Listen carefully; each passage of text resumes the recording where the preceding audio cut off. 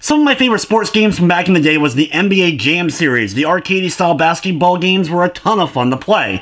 And there's a new game called NBA Playgrounds that tries to replicate that. But is this game a slam dunk? Or does it just miss the shot by a mile?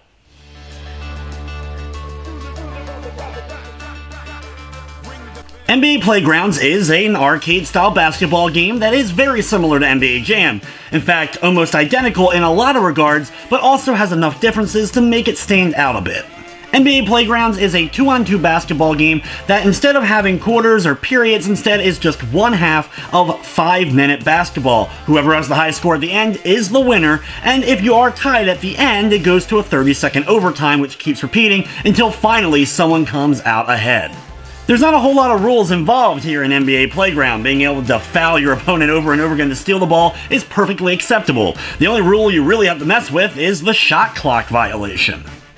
Controls in the game are rather simplistic, but do have a little bit of depth to them. Instead of just pressing the shoot button, you actually have to time your shots. Whether it be a three-pointer or whether it be a dunk, you have to hold down the shoot button for a little bit of time and then release it at the right moment in order to score. If you're early or late, the game will inform you, and of course you'll end up missing the shot. Having characters with improved stats in certain categories like dunk or three-pointer will make this a bit easier.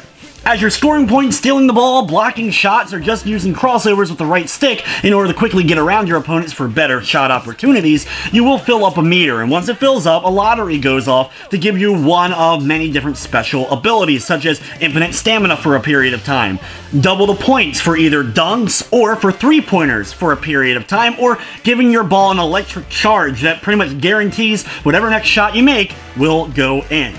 There's more than just 2- and 3-point shots, though. You'll earn a bonus point if you perform the dunk or 3-point shot perfectly with the right timing, as well as you also can get a bonus point for getting the first points of a game. So if you pull off a perfect 3-pointer at the very beginning, you'll end up scoring 5 total points.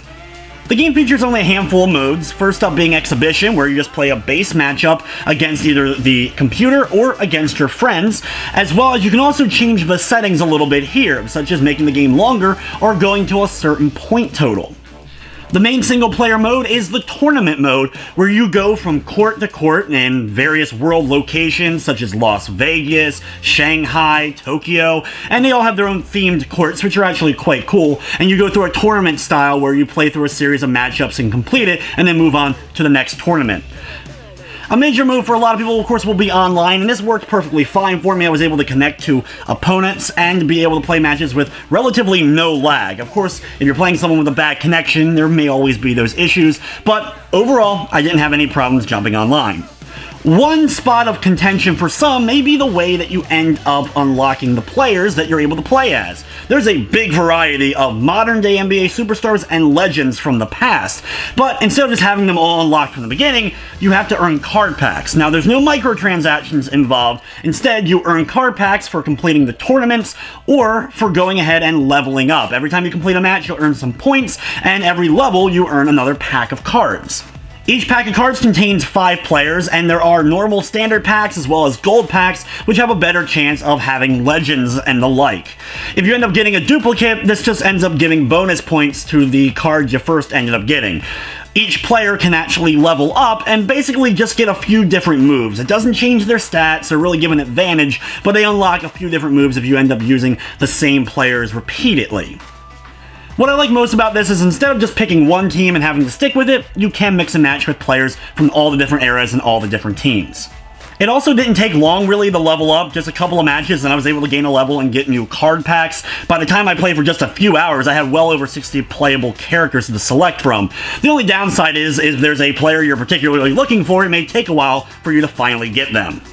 From the technical side of things, though, the game ran smoothly. I didn't run into major glitching, crashing, or slowdown of any sort. NBA Playgrounds is available now for $19.99 on the PlayStation 4, Xbox One, Nintendo Switch, and PC via Steam. Also, if you're on the PS4, unfortunately, though, it does not feature a full trophy list or a platinum. Overall, NBA Playgrounds is a lot of fun. If you're going to be getting online or have friends to play with, this is probably where the most joy is going to happen. The tournament mode for the single player is just okay at best, and is more of a means just to unlock more card packs and to unlock more playable courts to compete on. I do wish there was a few more modes and a few more things thrown into the mix. $19.99 is not a terrible price for what you're end up getting, but it may be a little bit too steep for some consumers.